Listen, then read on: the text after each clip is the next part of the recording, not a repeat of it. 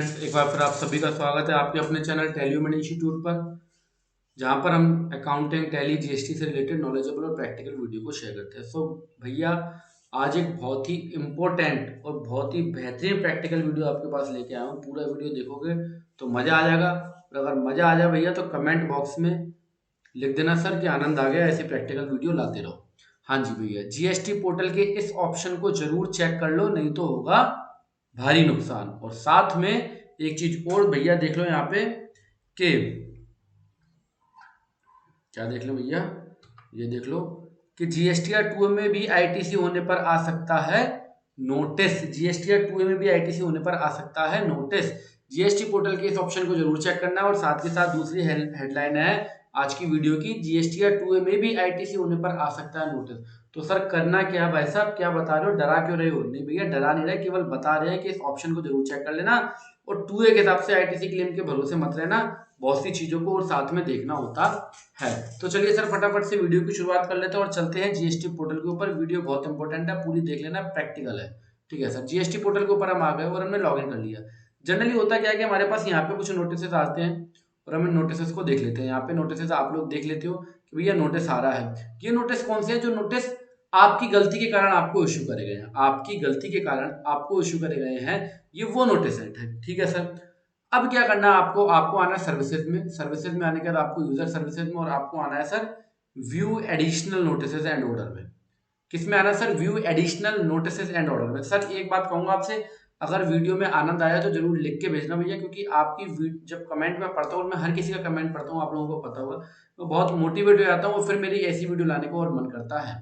So view additional notices and order, इस पे आपने सर क्लिक करना है। सर्विसेज में आए, view additional notices and order में, और यहाँ पर सर आपको कुछ ऑर्डर मिलेंगे जिसमें गलती आपकी तो है ही है, बट उससे ज्यादा गलती आपके सप्लायर की है। जिससे आपने माल खरीदा उससे रिलेटेड कोई नोटिस, या आपने किसी को माल बेचा उससे रिलेटेड कोई नोटिस, सो वो नोटिस आपको यहाँ पर देखने को मिलेंगे। ठीक है सर। सो ये बहुत इंपॉर्टेंट एक ऑप्शन है यहाँ पर आपको आना है। अब मैं आपको नोटिस ओपन करके दिखाता हूँ और आपको एक शॉकिंग बातें बताता हूँ कि सर कैसे कैसे नोटिस आपके पास आ सकते हैं। ठीक है, सो यहाँ तक आपको समझ में आ गया होगा। व्यू एडिशनल में आओ, dashboard, services, user services, additional notices and order. इसको सर ओपन करा तो इसमें आपको नोटिसेज देखने को मिल सकता है। अगर सप्लायर की गलती होगी, अगर फेक सप्लायर होगा, या आपने किसी को फेक तरीके से इनवॉइसेज इशू करे हो, या फेक तरीके से आपने आईटीसी क्लेम करी हो, मतलब सामने वाले की गलती का भी इसमें इन्वॉल्वमेंट हो। तो सर कैसे नोटिसेज यहाँ पे आए हैं देखते हैं। तो मैंने यहाँ पे नोटिसेज डाउनलोड करके थोड़ा सा उसमें एडिटिंग कर दी है, जिससे कि भैया किसी की प्राइवेसी लीक ना हो। नोटिस, उत्तर प्रदेश वस्तु एवं सेवा कर अधिनियम की धारा 74, सेक्शन 74। ठीक है सर, जीएसटी का सेक्शन 74। कमिश्नर वाणिज्य कर उत्तर प्रदेश, एसटीएफ, एसटीएफ बोले तो special task force, special task force Lucknow द्वारा इस कार्यालय को उपलब्ध कराई गई सूचना, मतलब लखनऊ द्वारा एसटीएफ ने जो हमारा जीएसटी नंबर था उस कार्यालय को एक सूचना दी है कि भैया वर्ष 2020-21 में के नवंबर माह और दिसंबर माह के क्रमशः आपके द्वारा, मतलब हमारे द्वारा, मतलब क्या है, इस नोटिस को समझने की कोशिश करो। हमारा जो सेक्टर होता है, हमारा जो सेक्टर है, जिस जिस जिस सेक्टर पे, जिस अधिकारी पे हमारी फाइल चल रही है, उसने हमें एक नोटिस इशू करा है अंडर सेक्शन 74। और वो बता रहा है भैया ये मैं इसलिए इशू कर रहा हूँ क्योंकि मेरे को पीछे से डंडा मिला है। कहाँ से मिला है? STF, special task force Lucknow द्वारा, बिकॉज यूपी का हेडक्वार्टर लखनऊ, कि भैया हमने, दैट मीन्स हमने नवंबर और दिसंबर में इस जीएसटी नंबर, यहाँ पे जीएसटी नंबर लिखा होगा, ये जीएसटी नंबर है बेसिकली, वो मैंने हाइड कर दिया है प्राइवेसी के कारण। इस जीएसटी नंबर से जारी की गई इनवॉइसों के माध्यम से इतना टैक्सेबल वैल्यू माध्यम से कर योग्य खरीद करते हुए इतने रुपए की आईटीसी क्लेम की गई है। कहने का मतलब ये है कि भैया STF special task force Lucknow हमारे ऑफिस को, जो हमारा सेल टैक्स ऑफिस है, उसको बताया, उस ऑफिस ने हमें नोटिस दिया और बोला कि बेटा तुमने इस जीएसटी नंबर के ऊपर ये आईटीसी क्लेम करी है। ठीक है सर, हमने बात को मान लिया उनकी भाई साहब। अब उक्त फर्म की जांच पर यह पाया गया है कि इनवर्ट सप्लाई की श्रृंखला में सम्मिलित पूंजी पंजीकृत व्यक्तियों के जीएसटीआर 2A के अनुसार इनवर्ट सप्लाई शून्य है। मतलब जिसने हमको इनवॉइसेस इशू करे, मतलब आप गलती देखो किस लेवल की है। तो इसलिए बड़ा मतलब टिपिकल सी बात है। ये जो आईटीसी मैं आपको बताना चाहूंगा आपकी नॉलेज के लिए, कि ये जो आईटीसी यहाँ पे दिख रही है, ये आईटीसी 2A में भी है। ये आईटीसी मेरे 2A के अंदर है, मैंने 2A को देख के लिया। ठीक है, 2A के अंदर भी आईटीसी अवेलेबल है। ठीक है, बट डिपार्टमेंट कह रहा है कि जिस व्यक्ति से आपने माल खरीदा है, जिस व्यक्ति से आपने माल खरीदा है उस व्यक्ति का तो जीएसटीआर 2A निल है। सर ये क्या बात हुई? ये बात तो बड़ी स्पेशल बात है, समझ में नहीं आई कुछ। ठीक है भैया, हमने जिससे माल खरीदा, अब उसने माल बेचा तो उसने भी तो किसी से माल खरीदा होगा, पर डिपार्टमेंट का कहना यह है कि भैया उसका जीएसटीआर 2A निल है, उसका जीएसटीआर 2A निल का है, मतलब एवं कोई कर जमा नहीं है। भाई जब हम माल खरीदते हैं तो हम क्या देते हैं? पैसे देते हैं गवर्नमेंट को, टैक्स देते हैं।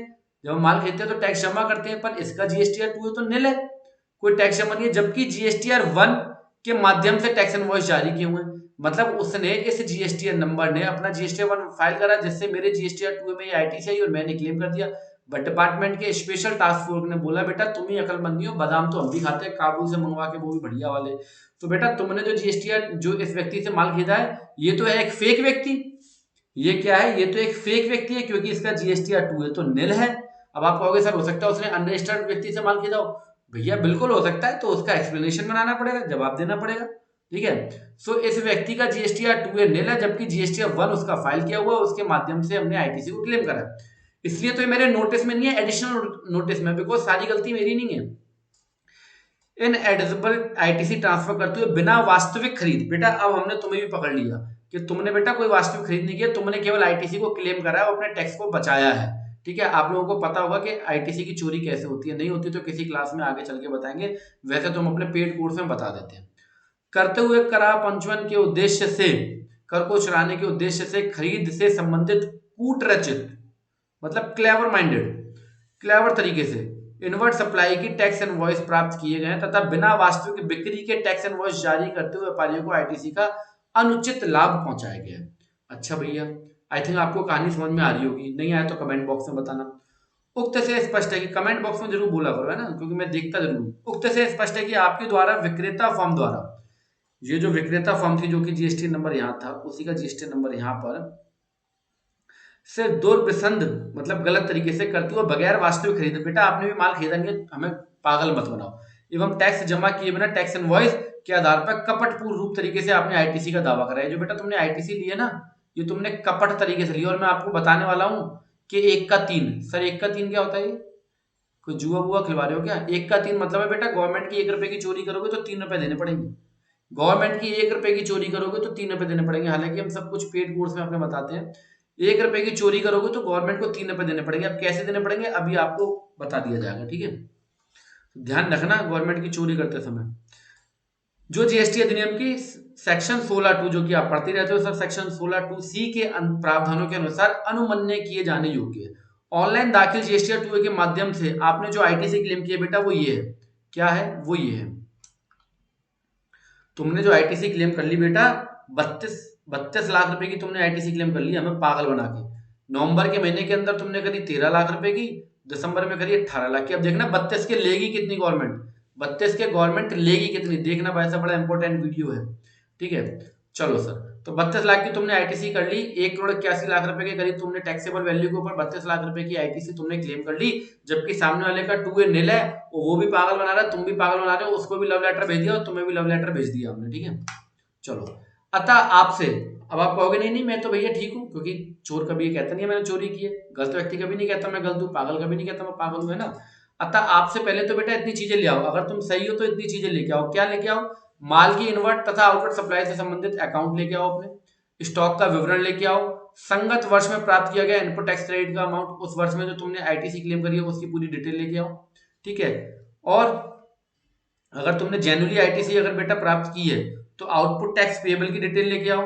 ठीक है, इनवर्ड आउटवर्ड सप्लाई की गई वस्तुओं के प्राप्त एवं किए गए भुगतान, मतलब पेमेंट रिसीप्ट्स, बेटा पेमेंट रिसीप्ट्स लेके आओ। और सबसे इंपॉर्टेंट, माल परिवहन एवं ट्रांसपोर्ट कंपनी का नाम, प्रयोग की गई बिल्टियों की प्रतियां, परिवहन के दौरान भुगतान किया गया टोल टैक्स बच गई बैंड, टोल टैक्स लेके आओ बेटा, टोल टैक्स की रसीद है। मतलब क्या चीजें मांगी, तुमने कभी जिंदगी में नहीं रखी होंगी इन चीजों को, है ना। तो गवर्नमेंट जब मांगती है तो बेटा फिर देती है तो छप्पड़ फाड़ के फिर लेती है सीधा, है ना। तो ध्यान रखिए भाई साहब। तो टोल टैक्स की रसीद है, कितनी चीजें नकली लाओगे, पेमेंट नकली ला सकते हो, परचेज सेल के बिल नकली लाओगे, माल परिवहन की कंपनी लाओ, बिल्टियां लाओ, फिर ट्रक वाले को भी नोटिस भिजवाया जाएगा, ट्रांसपोर्टर को भी नोटिस भिजवाया जाएगा। ठीक है, सो इसके अतिरिक्त अन्य सभी उल्लेखनीय साक्ष्य, इसके अलावा भी जो हमारी मन होगी ना वो तुमसे मांग लेंगे। ठीक है, सो भैया ये देख लो, और अगर गलती पाई गई तो पेनल्टी प्लस इंटरेस्ट सब कुछ तुमसे मंगवाया जाएगा। तो आई होप बात आपको पकड़ में आ रही होगी। अब मैं आपको बताना चाहूंगा, जो मैंने बताया 1 का 3 देना पड़ेगा, तो बेटा 1 का 3 कैसे देना पड़ता है ये भी देख लो। 1 का 3, ठीक है सर।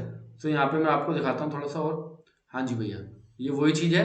सो आप देखेंगे नवंबर और दिसंबर में चोरी करी गई है, ठीक है। कितने की सर? 32 लाख की, जो मैंने आपको पीछे दिखाया था। 32 लाख का देना कितना है सर? 72 लाख। कितना? 72, मतलब लगभग 2.5 गुना, 2.5 टाइम्स। सर कैसे है ये? ये देखो बेटा, जितना जितना टैक्स है, जितना टैक्स उतना इंटरेस्ट, उतनी पेनल्टी, उतनी पेनल्टी। गवर्नमेंट का जितना टैक्स चुराओगे उतनी ही आपको पेनल्टी देनी पड़ेगी, प्लस इंटरेस्ट। तो बेटा 3,80,000 का तो इंटरेस्ट हो गया, 18 लाख का टैक्स था, 18 लाख की पेनल्टी हो गई, तो लगभग लगभग आपका 72 लाख रुपए सर आपको देने पड़ेंगे। कितने देने पड़ेंगे? 72 लाख रुपए आपको देने पड़ेंगे सर। सर इसका कोई बचाव भी है क्या? अभी ये बेटा मैं नहीं बताऊंगा अभी इस क्लास के अंदर, कभी मौका मिला, कभी ऐसा मन बना तो वो भी बताने की कोशिश आपको की जाएगी। सो आई होप भाई मेरे कि जीएसटी पोर्टल के इस ऑप्शन को जरूर चेक कर ले। सर कौन सा ऑप्शन है? नोटिसेज में जाओ, व्यू एडिशनल नोटिसेज में जाके देखो। और सबसे इंपॉर्टेंट बात है कि आप गलत आईटीसी को क्लेम मत करो सर, गवर्नमेंट के कानून के हाथ बहुत लंबे होते हैं, कभी भी आपको पकड़ सकती है, लेने के देने पड़ जाएंगे। आई होप बात आपको पकड़ में आ रही होगी। अगर ये वीडियो अच्छा लगा कमेंट बॉक्स में जरूर बताएं कि सर अच्छा लगा, आगे भी ऐसे वीडियोस लाते रहो। तो बहुत ही जल्दी मैं आपको और नोटिसेज शेयर करने वाला हूँ, ठीक है। सो भाई ये वीडियो देखने के लिए आपका दिल से धन्यवाद, थैंक यू।